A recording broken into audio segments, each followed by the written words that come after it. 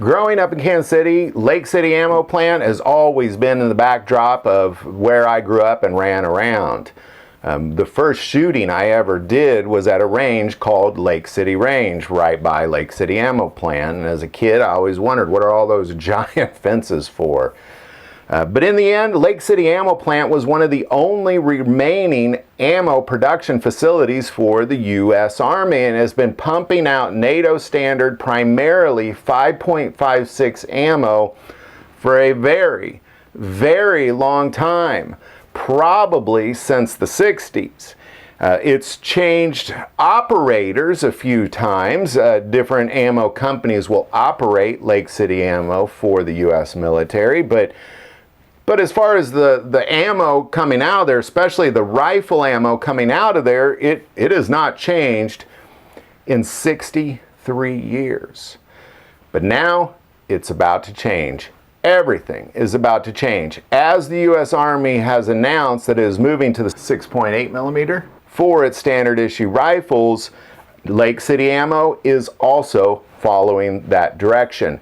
Lake City Ammo right now is converting all of its ammo manufacturing facility inside Lake City Ammo front that is currently on 5.56 to 6.8, specifically for this reason. So the U.S. Army will no longer be producing 5.56 ammo in the very near future. Probably before the end of 2022, you will no longer see 5.56 ammo coming out of Lake City Ammo Plant. Now, what does that mean for us? Well, this is kind of a big deal because 5.56 is the most popular rifle ammo of civilians in this country, and really the reason that we have an abundance of 5.56 out there, if you go to the store, you probably can find it, and it's probably still reasonably priced, is because it is a NATO standard. And as that is vetted out of the system, it is potential that in the near future, especially in 2023, we may see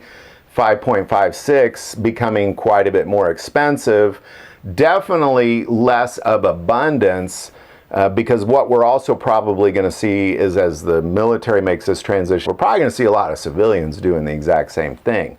I personally will not be doing that until I see as much 6.8 ammo on the shelves as 5.56, and then I might consider. But until then, I just don't have the luxury of owning Lake City Ammo Plant like the U.S. Army does, so I'm going to stick with my 5.56. But again, I do believe that in 2023 I don't think we're going to see a shortage of 5.56, but I do believe what we're going to see is we're going to see less of abundance and prices go up on 223 and 5.56. It's just my prediction. So any insight on that, put in the comments below. If you like this video, click like and subscribe. If you feel called to support this channel to Patreon, that link is also below. But the most important part of this channel is we take prayer requests, so please don't ever hesitate to send that in. Thank you for watching this episode of God, Family, and Guns. And as always, love God, love your family, and love guns.